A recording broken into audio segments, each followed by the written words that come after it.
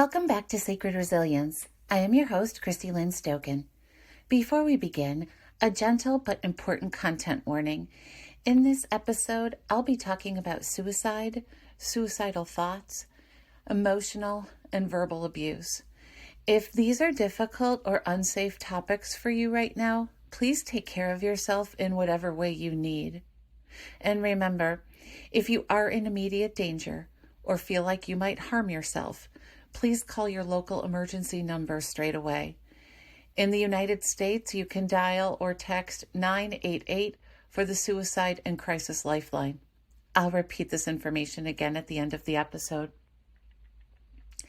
Today, I want to talk about the connection between emotional and verbal abuse, the words that tear down, humiliate, and control, the painful reality of suicidal ideation. Emotional abuse doesn't leave visible bruises, but the damage runs deep. It can sound like constant criticism or name-calling. It can show up as control, monitoring who you talk to, telling you what to wear, twisting your reality until you question your own sanity. Many survivors describe it as a slow erosion of self, like being sanded down until there's almost nothing left of who you once were. And when someone feels stripped of hope, of safety, of dignity, suicidal thoughts can begin to surface. Suicide is not a rare event. Globally, more than 700,000 people die by suicide every year, according to the World Health Organization. In the United States, suicide rates have risen back to historic highs after some brief declines in 2019 and 2020. What's striking and heartbreaking is how often emotional abuse and coercive control show up in the backgrounds of people who attempt or die by suicide. Research shows that childhood emotional maltreatment, just words, not physical blows, predicts suicidal thinking even when depression and other risks are accounted for. And among adults, coercive control in intimate relationships has found to carry a stronger link to suicidal ideation than physical assaults.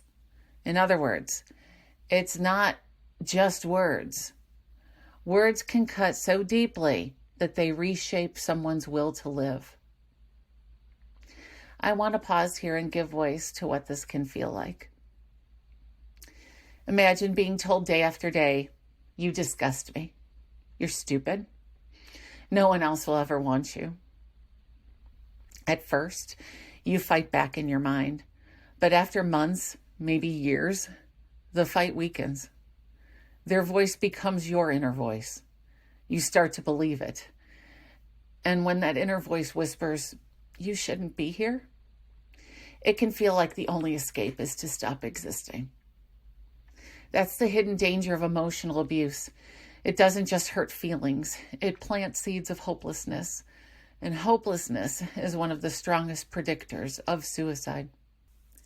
If you've experienced this or are living it right now, I want to say clearly, what happened to you is abuse, and none of it is your fault.